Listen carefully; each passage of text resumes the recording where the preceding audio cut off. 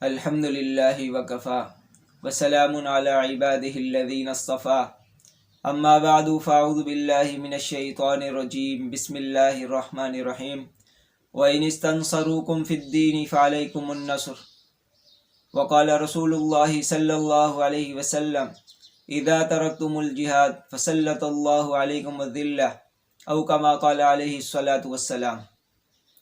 یہ دنیا اہل دنیا کو بسی معلوم ہوتی ہے، نظر والوں کو یہ اجڑی ہوئی معلوم ہوتی ہے۔ یہ کس نے کر دیا سب دوستوں سے مجھ کو بیگانہ، مجھے اب دوستی بھی دشمنی معلوم ہوتی ہے۔ میں رونا اپنا روتا ہوں تو وہ ہنس ہنس کے سنتے ہیں، انہیں دل کی لگی ایک دل لگی معلوم ہوتی ہے۔ اگر ہمت کرے پھر کیا نہیں انسان کے بس میں، یہ ہے کم ہمتی جو بے بسی معلوم ہوتی ہے۔ معزز سامعین کرام، اور توحید کے دیوانوں، شمع رسالت کے پروانوں اور صحابہ کرام کے دیوانوں، 5 فروری یکجہتی یوم کشمیر کے طور پر منایا جاتا ہے۔ تقریباً 40 سال کا عرصہ ہو گیا مناتے ہوئے، احتجاج کرتے ہوئے، ریلیاں نکالتے ہوئے، بیانات داغتے ہوئے اور ڈرامے پیش کرتے ہوئے، لیکن کشمیری مائیں بہنیں، کشمیری جوان آج بھی ظلم و ستم کا شکار ہیں۔ آج بھی وہ یہی نعرہ لگاتے ہیں، کشمیر بنے گا پاکستان، اور پاکستان سے رشتہ کیا لا الہ الا اللہ۔ پاکستان کے لوگ بھی یہی کہتے ہیں، کشمیر سے رشتہ کیا لا الہ الا اللہ۔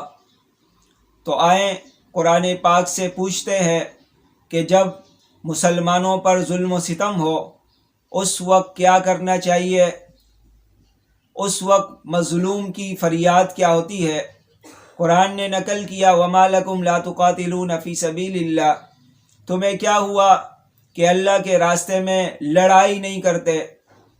وَالْمُسْتَضْعَفِينَ مِنَ الرِّجَالِ وَالنِّسَاءِ وَالْوِلْدَانِ، کمزور مرد، عورتیں اور بچے فریاد کرتے ہیں، رَبَّنَا أَخْرِجْنَا مِنْ هَذِهِ الْقَرْيَةِ الظَّالِمِ أَهْلُهَا، اے پروردگار ہمیں اس ظالم بستی سے نجات دلا، وَاجْعَل لَّنَا مِن لَّدُنكَ وَلِيًّا وَاجْعَل لَّنَا مِن لَّدُنكَ نَصِيرًا، کوئی اپنی طرف سے ہمارا حمایتی مقرر فرما، کوئی اپنی طرف سے مددگار نصیب فرما۔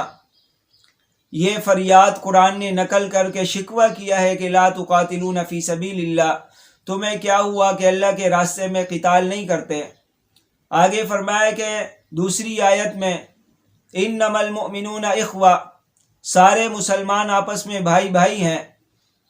حدیث میں فرمایا المؤمنون کجسد واحد، ایمان والے ایک جسم کی مانند ہے، ان اشتکا عینہ ان اشتکا کلو، اگر آنکھ کو تکلیف ہوتی ہے تو پورا جسم اس سے لرز اٹھتا ہے۔ لہذا ایمان والے کرتے کیا ہیں؟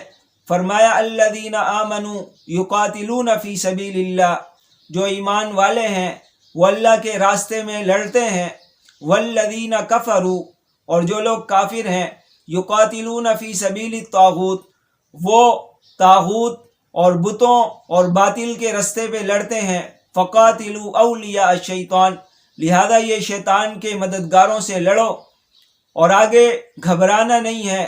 ان کید الشیطان کان ضعیفا، شیطان کی تدبیریں، شیطان کا مکر و فریب بہت کمزور ہے۔ اور مثال بھی دی قرآن پاک میں، کم من فئۃ قلیلۃ غلبت فئۃ کثیرۃ باذن اللہ، اگر اسلحہ کم ہے، ٹیکنالوجی کم ہے، افراد کم ہے، تو ذرا بنی اسرائیل کی اس جماعت کو یاد کر لینا کہ جو تھوڑے سے لوگ تھے اور ایک بڑے لشکر پر غالب آ گئے۔ لہذا وقتل داود جالوت، حضرت داؤد علیہ السلام نے نبوت ملنے سے پہلے ہی اس ظالم بادشاہ کو قتل کیا، اور اللہ تعالیٰ نے اس کی برکت سے داؤد علیہ السلام کو نبوت سے بھی اور بادشاہت و خلافت سے بھی سرفراز فرمایا۔ اگر تعداد میں کمی لگ رہی ہو تو غزوہ بدر کے 313 صحابہ کو یاد کر لینا، جن کے پاس زیادہ اسلحہ بھی نہیں تھا، زیادہ سواریاں بھی نہیں تھی۔ اسی طرح اور بھی غزوات کو یاد کر لینا، جب نبی کریم صلی اللہ علیہ وسلم غزوہ حنین میں کھڑے ہوئے تھے اور فرما رہے تھے انا النبی لا کذب انا ابن عبد المطلب، کہ میں نبی ہوں، کوئی جھوٹا نہیں ہوں، کوئی دھوکے باز نہیں ہوں کہ میں دھوکہ دے کر تمہیں یہاں لایا ہوں۔ انا ابن عبد المطلب، میں عبد المطلب کا بیٹا ہوں۔ اور صحابہ کرام کو یاد کر لینا، نحن الذین بایعوا محمدا علی الجہاد ما بقینا ابدا، کہ ہم لوگوں نے نبی کریم صلی اللہ علیہ وسلم کے ہاتھ پر بیعت کر لی ہے جہاد پر، جب تک ہم زندہ ہیں، جب تک یہ جہاد چلتا رہے گا۔ نبی کریم صلی اللہ علیہ وسلم نے فرمایا کہ میرا دل چاہتا ہے کہ میں اللہ کے راستے میں لڑوں، لڑتے ہوئے شہید ہو جاؤں، ثم احیا، پھر مجھے زندگی ملے، ثم اقتل، پھر میں شہید ہو جاؤں، ثم احیا، پھر مجھے زندگی دی جائے، ثم اقتل، پھر میں شہید ہوں، ثم احیا، پھر مجھے زندگی ملے، ثم اقتل، پھر میں شہید ہو جاؤں۔ یہ صحابہ کرام کا جذبہ تھا۔ قرآن نے فرمایا کتب علیکم القتال، تم پر جہاد فرض کر دیا گیا، وہو کرہ لکم، جو تمہیں طبعی طور پر ناپسند ہے۔ اور وعید بھی فرمائی قل ان کان آباؤکم وابناؤکم وازواجکم وعشیرتکم واموال اقترفتموها وتجارة تخشون کسادها ومساکن ترضونها احب الیکم من اللہ ورسولہ وجہاد فی سبیلہ فتربصوا حتی یأتی اللہ بامرہ۔ اگر جہاد کے مقابلے میں تمہارے آبا و اجداد زیادہ تمہیں محبوب ہیں، تمہاری اولاد زیادہ محبوب ہے، تمہارے رشتہ دار تمہیں زیادہ محبوب ہیں، تمہاری بیویاں تمہیں زیادہ محبوب ہیں، یا وہ مال جس کو تم جمع کر رہے ہو وہ زیادہ محبوب ہیں، یا وہ گھر جس میں تم بسے ہوئے ہو، آباد ہوئے ہو، وہ اگر اللہ اور اس کے رسول کی محبت سے زیادہ تمہیں محبوب ہے، جہاد سے زیادہ محبوب ہے، فتربصوا، تو تم انتظار کرو، حتی یأتی اللہ بامرہ، یہاں تک کہ اللہ کا عذاب آ جائے گا۔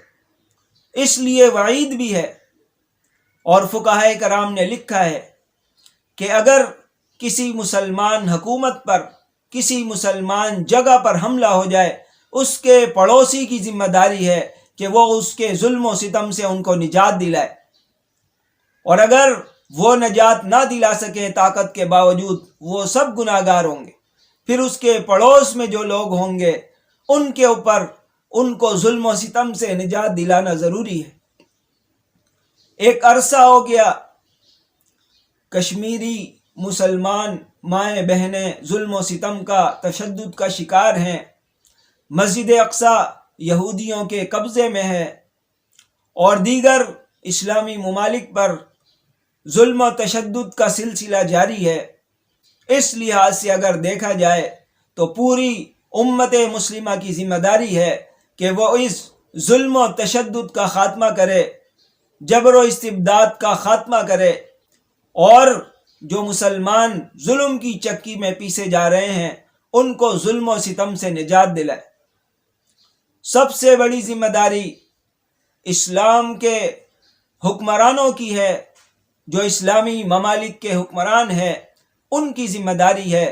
جس طرح پہلے زمانے کے حکمران ہوتے تھے، اس میں سے ایک حکمران طارق بن زیاد رحمۃ اللہ علیہ ہیں۔ اسپین کے بادشاہ نے وہاں کے ایک گورنر کی بیٹی کی عزت لوٹی، جس پر اس گورنر نے فریاد کی موسیٰ بن نصیر سے۔ موسیٰ بن نصیر نے طارق بن زیاد رحمۃ اللہ علیہ کو بھیجا 12,000 کا لشکر دے کر، کہا کہ جا کے صورتحال کا اندازہ لگاؤ۔ جب وہ وہاں گئے، دیکھا، اور انہوں نے وہاں جا کے کشتیاں جلائی، اور 1,00,000 کے لشکر سے 12,000 نے مقابلہ کیا اور ان کو شکست فاش دی۔ تو پہلے کے مسلمان حکمران، مسلمان کمانڈر، مسلمان تو مسلمان کافروں کی بیٹی کی عزت کے رکھوالے تھے۔ آج ایک عرصہ ہو چکا ہے عافیہ صدیقی کو کافروں کی قید میں گئے ہوئے، لیکن افسوس کسی مسلمان حکمران نے دینی غیرت کا مظاہرہ نہیں کیا، جرت و بہادری کا اظہار نہیں کیا۔ نبی کریم صلی اللہ علیہ وسلم نے فرمایا کہ ایک زمانہ آئے گا جب کافر تم پر ٹوٹ پڑیں گے جس طرح لوگ کھانوں پر ٹوٹ پڑتے ہیں۔ صحابہ کرام نے پوچھا کیا اس وقت ہم تعداد میں کم ہوں گے؟ فرمایا کہ نہیں، تعداد میں تو بہت ہوگے، لیکن تمہاری حیثیت جھاگ کی طرح ہوگی۔ فرمایا کہ وہ کیوں؟ فرمایا حب الدنیا و کراہیت الموت، دنیا کی محبت اور موت سے نفرت کی وجہ سے یہ کیفیت ہو جائے گی، کافر تمہارے اوپر غلبہ پانے لگیں گے۔ آج وہ زمانہ آ چکا ہے کہ مسلمان عیش و عشرت میں لگے ہوئے ہیں، اور نبی کریم صلی اللہ علیہ وسلم کو اسی بات کا ڈر تھا کہ مجھے اس بات کا خوف نہیں کہ مسلمان کافر ہو جائیں گے، مجھے اس بات کا خوف ہے کہ کہیں یہ مسلمانوں کے اوپر دنیا کھول دی جائے، وہ اس میں اس طرح مگن نہ ہو جائیں کہ آخرت کو بھول جائیں۔ تو کشمیری ماؤں بہنوں کے ساتھ جو ظلم و تشدد ہو رہا ہے اس کو خاتمہ کرنے کے لیے سارے مسلمان ایک پلیٹ فارم پر جمع ہوں اور کشمیر کی آزادی میں ان کو سپورٹ فراہم کریں۔ اللہ تعالیٰ سے دعا ہے اللہ تعالیٰ جلد از جلد کشمیری مسلمانوں کی مدد اور نصرت فرمائے اور ان کو جلدی سے آزادی کا سانس لینے کی توفیق نصیب فرمائے اور وہاں پر اسلامی اور شرعی حکومت قائم فرمائے۔ وآخر دعوانا الحمدللہ رب العالمین۔